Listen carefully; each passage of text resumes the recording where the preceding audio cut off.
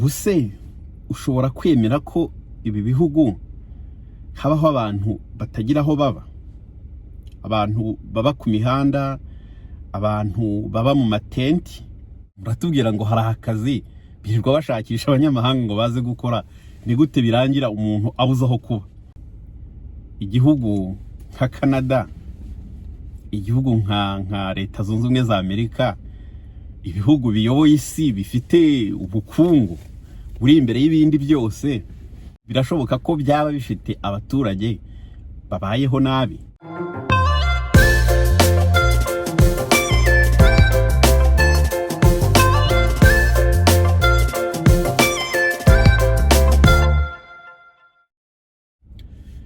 Reka nongere mbasuhuze kandi mbahe ikaze nanone mwebwe mwese abakurikira kandi mugakunda ibiganiro n'amakuru atandukanye tugenda tunyuza kuri uyu muyoboro. Murangira nti ni mugira amahoro, ndizera ko mumeze neza aho muherereye mu bice bitandukanye, ku migabane itandukanye, mu bihugu bitandukanye. Ndizera ko mukomeje gushakisha, mukomeje guhangana n'ubuzima. Ubuzima niko bwubatse, ubuzima niko bumeze. Uyu munsi amakuru mbazaniye ni amakuru bitoroshye ko abantu bari hanze y'ibi bihugu bashobora kwemera ko ibyo bintu bishoboka, bashobora kwemera ko ubwo buzima bubaho. Twakunze kujya tuvuga ko ibi bihugu bigira iyindi side y'ubuzima, ahari abantu tuba tutazi cyangwa se dutekereza mu bundi buryo iyo tudahari. Donc iyo tuhibaza, iyo tuhumva ku mbuga nkoranyambaga, iyo tureba amafoto yaho, ndetse iyo tureba n'amafoto y'abantu bariyo, tukagira ishusho duhita tuhavuga ati biriya bihugu ubuzima bwabyo bumeze gutya. Ubuse ushobora kwemera ko ibi bihugu habaho abantu batagira aho baba, abantu baba ku mihanda, abantu baba mu matenti, donc badafite ahantu ho kuba? Tubita aba homeless, donc les sans abri mu gifaransa, cyangwa se abantu badafite amacumbi. Abo bantu barahaba muri ibi bihugu. Ushobora kwibaza ngo ubwo si byo bishoboka bite? Igihugu nka Canada, igihugu nka Leta Zunze Ubumwe za Amerika, ibihugu biyoboye isi bifite ubukungu buri imbere y'ibindi byose, ibihugu twumva bitanga n'inkunga mu bihugu bikennye, birashoboka ko byaba bifite abaturage babayeho nabi, badafite aho kuba, badafite icyo kurya, badafite akazi? Birashoboka? Igisubizo ni yego. Igisubizo ni yego. Nagerageje kureba ko nshobora gucishaho utuvideo, ariko kubera ko utuvideo turiho amashusho y'abantu kandi akenshi twafashwe n'abandi bantu, ntabwo ari byiza kudukoresha. Nagiye ngerageza gufata amafoto make ndi buze gucishaho, yenda mukaba mwagenda mureba ko hari abantu baba baragiye bagafata nk'ahantu gace runaka, bakishingira amashitingi no bagakora amatenti yabo, bakaba ariho bibera. Abo bantu ntibagira aho baba. Abandi baba baragiye hafi y'ahantu hari inyubako, hari ababa baragiye mu maparikingi y'amaparitema y'inyubako runaka, ugasanga baragiye biteramo amashitingi, byateje chaos mu bice bitandukanye by'igihugu. Mushobora kubona amashusho menshi akunda kuboneka barizwa nko mu ntara ya Ontario, muri Colombie Britannique no muri Manitoba. hari aho hantu mu duce dutandukanye tw'igihugu rwose.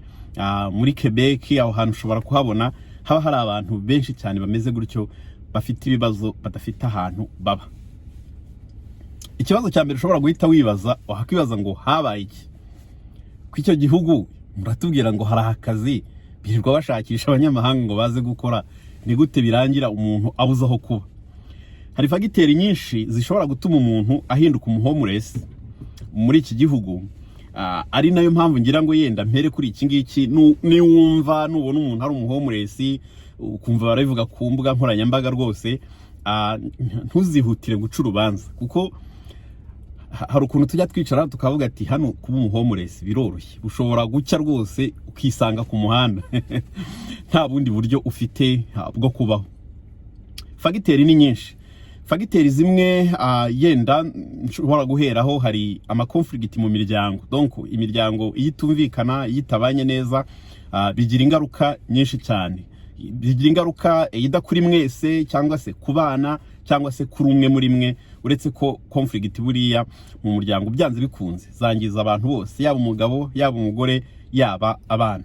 Hakaba igihe rero abana bakuriye mu muryango umeze gutyo, hari ukuntu bakura batameze neza, hari ukuntu bakura ibintu bitari ku murongo, imyigire yabo itameze neza, bigahinduka inzira yo gutangira kujoininga amatimu. Urugero y'abantu bacuruza ibiyobyabwenge nk'abakomisiyoneri n'urugero, bakunda gukoresha abana batoya, barabarecruitinga bakiri bato cyane. So murabyumva ko famiye zitabanye neza hano mu by'ukuri, binavuze ko ubuzima bwo mu rugo buriya babugoranye ku buryo ushobora gusanga umwana atakibona umwitaho, atakibona care, atakibona umufasha, atakibona umuha motivation kugira ngo anakurikire neza amasomo. Bikarangira rero ajoininze ayo matimu. Mbibutse ko ikintu cyitwa ikiyobyabwenge, nubwo ntekereza ko ari ku isi yose, ariko hano kiba kirimo amafaranga menshi cyane. Ntekereza ari byo bintu bishobora, sinzi nimba ndi buvuge ngo ni easy money, kuko hari nk'abo ujya kumva baravuze ati baramurecruitinze, bamubwira ko bazajya bamuha utuntu agacuruza mu cyumweru, bakamuha $5,000 by'idolari bitewe n'ibyo yacuruje. Ibintu nk'ibyo biravugwa. Ayo ni amafaranga menshi cyane umuntu atakorera. Umuntu akubwiye rero ngo araguha utuntu ugenda uducuruza, ushakisha abantu batugura, hanyuma mu cyumweru azaguha $5,000 n'urugero. Ayo ni amafaranga menshi cyane. Niyo yaba azaguha $1,000 rwose, ni amafaranga menshi. So byoroshye rero, umuntu udafite umurongo agenderaho, umuntu udafite supporting system imufasha, atari mu muryango umeze neza, biroroshye ko ahita ajoininga muri ibyo bintu. Ibyo bintu rero iyo bijoininze, nabo barangira banywera ibiyobyabwenge. Donc hari ukubanza bakagusogongezaho, bigatangira abantu barimo batrayinga, bikazarangira agenderaniye ko ajoininze. Nuko ikiyobyabwenge murakizi, mujya mubona ibyo bikorera abantu iwacu, mujya mubibona, murababona abantu benshi. Hano rero nuko ikiyobyabwenge rero kimaze kugufata, kimaze kukuyoboka, umaze kuba addicted, biba bigoranye ko mu by'ukuri umuntu ashobora kuzaguma ngo abe kuri discipline neza y'ubuzima. Hari ukuntu dukunda kuvuga hano ngo ubuzima bwa hano busaba kuba mu kuri discipline, kuko ikintu gituma ugongana n'itegeko, uretse ko ntekereza ko ari ahantu hose bihita bigorana. Urugero, ubwo buzima ushobora kubukuriramo ukabukoreramo ibyaha. Ibyaha by'ibiyobyabwenge iyo biguhamye rwose, warafashwe ukagishyikirizwa inkiko gukoresha ibiyobyabwenge, umuntu akaba yakinyoye, akaba yatwaye imodoka, bakamufata bikamuhama, ibyo byose izo ni crime ziba zikugiyeho. Hari igihe rero, cyangwa se ntabwo hari igihe, utuzi twinshi tugusaba kuzana criminal record check yawe. No kuvuga ko bizagorana ko ako kazi uzakabona, kuko icyo cyasha kiba cyarakugiyeho, kiba kiri muri systeme. Uriya muntu naramuka atekereje gushaka akazi, yenda yisubiyeho bya biyobyabwenge yabiretse, kuzabona akazi biragoranye, cyangwa se ntibishoboka. Cyangwa birashoboka yenda uramutse ugiye gukora utuzi tutasaba ko bajya gucekinga record zawe ngo barebe ko discipline imeze neza. Hakaba rimwe na rimwe abatwarwa nabyo, yaba ari no mu nzu, yarafite inzu akodesha, ntashobore gukipinga up ngo akomeze kwishyura nkuko bisabwa buri kwezi, bikazageza igihe bakayimusohoramo. Bagusohoye mu nzu rero hano, nukuba kugira ngo uzabone ahandi hantu ukodesha, nakubwira ko bisa nkaho bigoranye pe, kubera ko ubwo uba uri umuntu utajya wishyura, niko bihita bigaragara muri systeme. Kandi ahantu hose ugiye ukodesha hano babanza kukubaza history yawe. Hari ahandi wigeze ukodesha? Igisubizo nimba ari yes, ugomba gutanga reference, bakazabahamagara bakababaza uko umuntu yishyuraga, nimba ari umuntu umeze neza, nimba afata inzu neza, nta kibazo. Ibyo byose barabireba. Hanyuma ikindi, kugira ngo ubone aho ukodesha hano, bigusaba ko babanza kureba ko ufite ubushobozi buzagufasha kwishyura. Mubona ko iwacu ushobora kugenda ugashaka inzu, ukayireba, ukayikunda, bakakubwira turatanga deposit y'amezi 2, amezi 3, ukayatanga, inzu bakayiguha. Hano ntabwo ariko bimeze. Hano bagutuma pay stub yawe, pay stub, amatarodo pay, ntabwo nzi uko ndi bubishyire mu Kinyarwanda, ariko hano buri uko bagiye kuguhemba bakora agasamari kerekana amafaranga wakoreye, nimba ari mu byumweru bibiri se, akenshi hano bahembera ibyumweru bibiri cyangwa icyumweru, amafaranga wakoreye, benefits bagukase, imisoro bagukase, donc ibintu byose biriho byerekana historique yawe. Ako gafomu barakaguha mu kazi, barakaguha. So ahantu rero ugiye gukodesha barakagutuma kugira ngo barebe ko ukorera amafaranga ahagije azatuma ushobora kwishyura inzu yabo nibayiguha. Ntabwo ari ukugenda gutya gusa ngo baguhereze. Ikindi kintu bakunda no gucekinga ibintu twita credit check. Barakora credit check kugira ngo barebe ko ahantu bagiye baguha amadeni uyishyura neza. Ibyo nabyo bakabigenderaho kugira ngo bashobore kuguha inzu. Nukuvuga ngo haramutse harabayemo udukosa mu bihe byatambutse, tukaba turi kuri case yawe, mu by'ukuri bigoranye ko hari umuntu uzakwapuruvinga waguhe inzu ye, kuko nta cyizere abafite. Ngira ngo abantu bagera hano mu gihugu bashya, hari igihe mujya mubona mu masoko, yenda abatabizi bari hanze ya Canada, mu masoko barimo bamamaza amakarita, ama credit card cyangwa za Mastercard, bakakubwira ati iyi karita turayiguha ni 1000 se, iriho amadolari 1000 cyangwa iriho 500, no tuzaguha na benefit, tuzaguha amadolari 25 y'ubuntu. Urumva bakunda gufatirana abantu bakiri bashya cyane mu gihugu. Iyo ukihagera rero tuvuga atari ko abantu nabakire vrema, barimo barashaka kumpa ikarita iriho 1000, iriho 500, iriho 200. Akenshi rero umuntu ntabwo abazi catch. To urumva witutangira watekereje ariko si wacu ko kugira ngo banki impe n'ibihumbi 500 ziba ari intambara. None hano bari kunyinginga bakanambwira ko bazampa n'igihembo nindamuka nyemeye. Iyo rero umuntu ageze hano ari mashyashya, ibyo bintu ntububizi, ntubuzi ikintu bita kwishyurira igihe. Donc iyo karita ushobora kuyifata bayiguha iriho 1000, ukagenda ukayibyinira, ukayakoresha, ukayamaraho ukwezi kugashira, amezi 2, amezi 3. Ubwo bo niko bakomeza babara inyungu zabo, niko bakomeza bagushyiriraho amapenalite kubera ko utishyuriye ku gihe. Kandi izo karita mu by'ukuri uko zikoreshwa no gukuraho amafaranga ukayakoresha ukayasubizaho, ubwo uburimo ubuildinga yo history. Bari abantu bazizunguza ntabwo bakubwira uko uzayikoresha. Uriya abari nk'umukomisiyoneri, iyo ayikugurishijeho ukayemera ukayifata, mu by'ukuri afite ka komisiyo yibonera. So ari amakarita rero ari mu bintu bishobora cyangwa se bikunda kutwangiza abantu iyo tukigera hano tukiri bashya, kubera ko tutazi ibyo bintu uko bikora. Yenda ubu mu Rwanda byarahindutse cyangwa se no mu bindi bihugu, ntekereza ibintu bijyanye no kwishyura umwenda kandi ku gihe naho hasigaye hari uburyo babikurikirana cyane.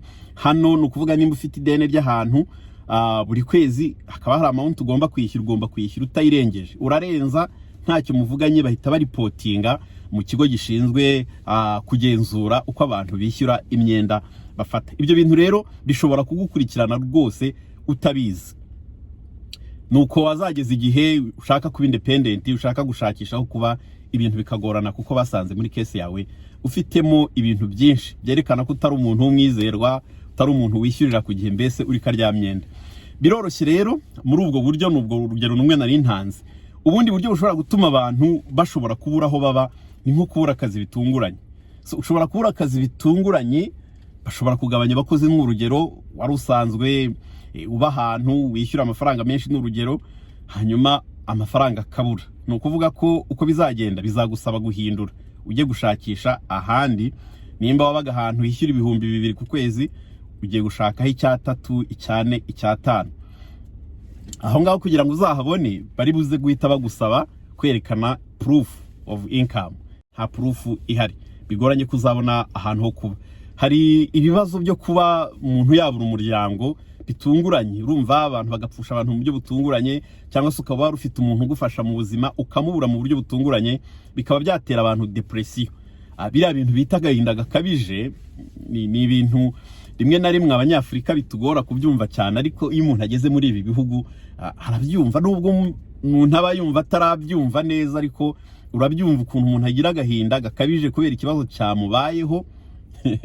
Hari uhita akubwira ngo ubwo baba bahaze sha. Birashoboka cyane, kubera ko ubwo uhita utekereza ko bo nubwo tuvuga ko bafite byinshi, bafite yenda batakwicwa n'inzara, yenda se batabura akazi nk'iwacu, bagira ibindi bibazo bagira nabo barwana nabyo, ibintu by'agahinda. Ibintu by'agahinda gakabije.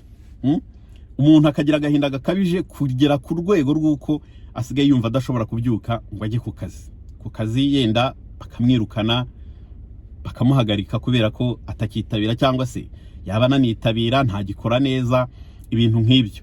Agahinda gakabije kakagukura ku murongo w'ubuzima neza neza. Hari abantu bakunda gukoresha iterimi hano yitwa ngo kwirasa, baravuga ngo yarirashe yirashe ahabi. Izo terimi zirakoreshwa hano.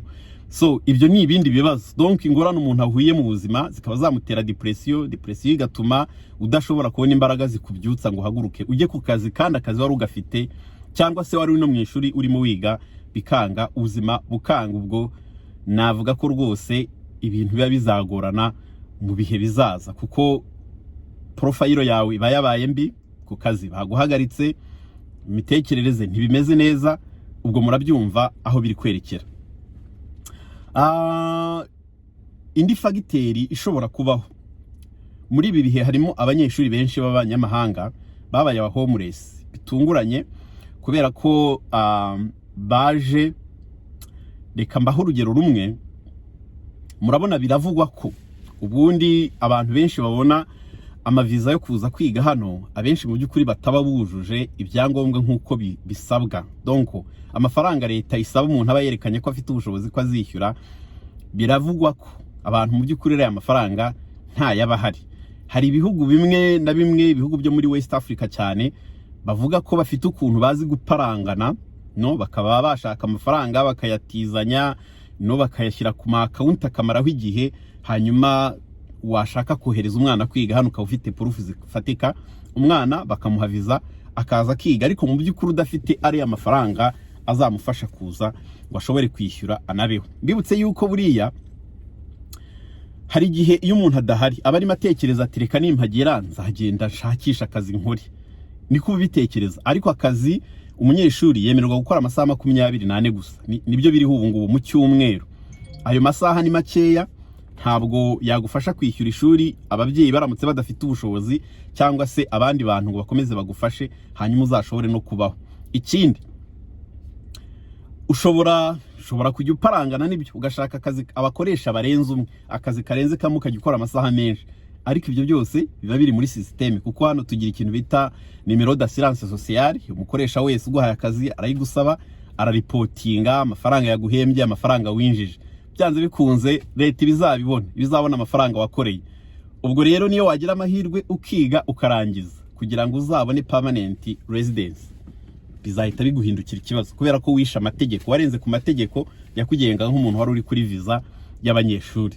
So ubwo n'ubundi buryo. So ubwo rero abantu baraje, haza kwikubitamo covid, ibintu byarahindutse, ubukungu bwarangiritse, murabizi, imiryango yari ifite nk'ama business yasubiye inyuma, bigeze ubwo abana bamwe batashoboye gukomeza kubona support bari bizeye yo kubafasha kubaho, kwishyura amashuri, no kwishyuraho kuba, donc no kubaho mu buzima busanzwe.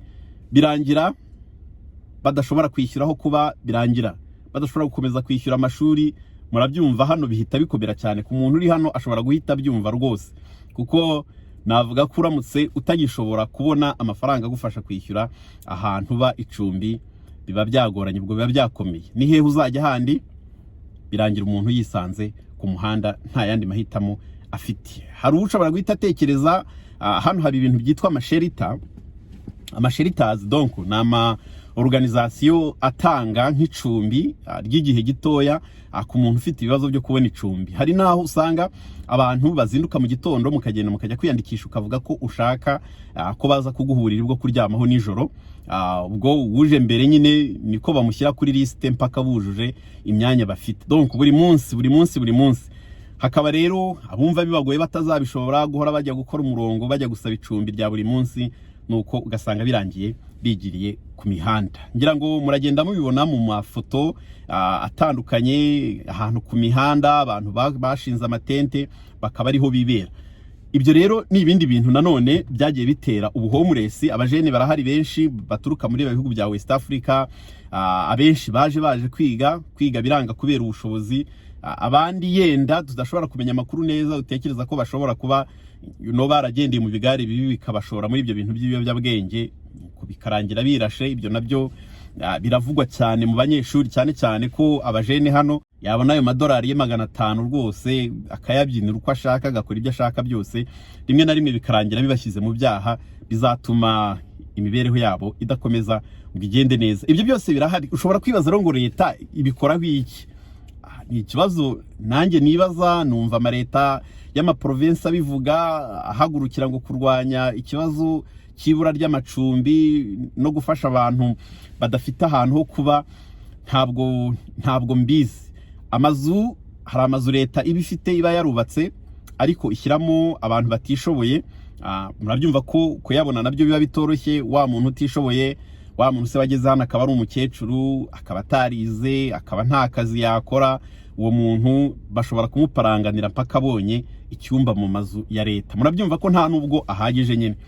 Nuko ukibaza rero, leta irahaguruka nka Canada ikajya gutera inkunga ibihugu bitandukanye byo muri Afurika no muri Aziya, inkunga y'amamiliyoni n'amamiliyoni, ifite abantu badafite ahantu ho kuba, abantu baba ku mihanda.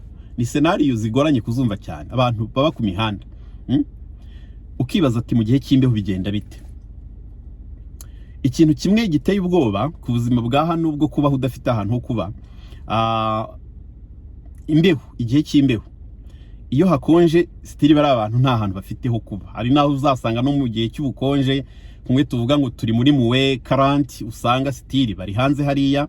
Abantu bamwe muzasanga baracitse nk'intoki baraziciyeho. Kubera iki?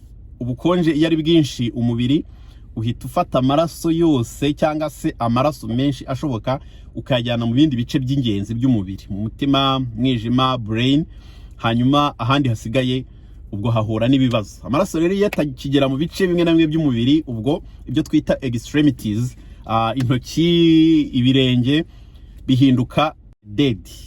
Donc igisubizo kizabaho nuko bazabikata, nta kindi. Ibintu bita frostbite, sinzi uko nabisobanura. Frostbite ni ukuvuga ngo amaraso ntabwo aba kijya mu bice, mu ntoki, mu mano, hanyuma bikarangira tissues, cells z'umubiri bipfuye, bikangirika. Igisubizo nukuza bakabikata. Izo ni ingaruka zimwe zigenda zibaho kuri bari abantu baba hanze. Kandi rero bari abantu iyo bamaze kubaba homeless bahita bayoboka n'ibiyobyabwenge, ku buryo rimwe na rimwe bishobora kurangira nubwo hakonje gutewe, imbeho atayima yumva, ari byo bibazo bibaho, umuntu akazashiduka yamaze kumwangiriza ibice by'umubiri kubera ko yarari mu yindi si, yarari mu yandi mafuri, bikaba byamugiraho ingaruka. Ni ibintu navuga ko bibabaje cyane kubyumva muri ibi bihugu.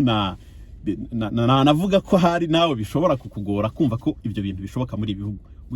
Gukenera muri ibi bihugu, kugira ingorane muri ibi bihugu, usanga umuntu abaho nabi kuruta ubuzima bw'iwacu. Ari nabyo bintu rimwe na rimwe usanga bibabaje, kubona nk'umuntu w'umujene waje hano avuga ko aje gushaka ubuzima, nuko yahagera rimwe na rimwe akagira ingorane zo guhura n'amagurupe mabi, ingorane zo guhura n'inshuti mbi zikamwintroducinga ku bintu bizangiza ubuzima bwe, navuga ngo for good.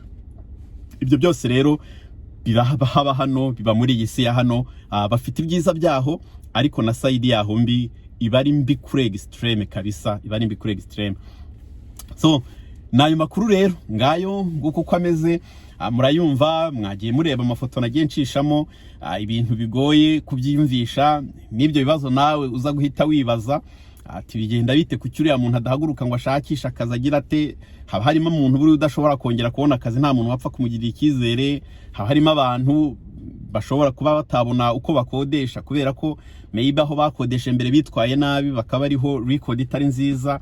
Haba harimo abagize izindi ngorane z'ubuzima mu by'ukuri zitandukanye, ziturutse mu miryango, ziturutse mu mateka y'imibereho isanzwe, bikaba byabafegita muri ubwo buryo. Nuko kuntu bimeze, ubwo n'ubundi buzima ushobora kuba utatekereza ko bushoboka muri ibi bihugu. Ariko buriya isi ni imwe, buri gice cy'isi kiba gifite ukuntu kidiringa n'ibibazo byacyo byihariye bitewe naho icyo gice cy'isi giherereye. Ngayo rero amakuru yo ku mpera y'isi, niko nkunda kuhita kuko duturanye n'impera ya ruguru. Mu by'ukuri uvuye nko mu ntara ntuyemo ukagenda uzamuka ujya muri nord, utunguka muri pole nord, ubwo hakurikiraho iki? Ubwo sisi nk'umuntu ntaba yirangije, haba hakurikiyeho ijuru. Nimugire amahoro, mukomeze kugubwa neza kandi muhahe muronke ubuzima buzira umuze. Nibwo dukomeza kubifuriza mwebwe mwese abankurikira hamwe n'imiryango yanyu. Naho ubutaha, ciao ciao.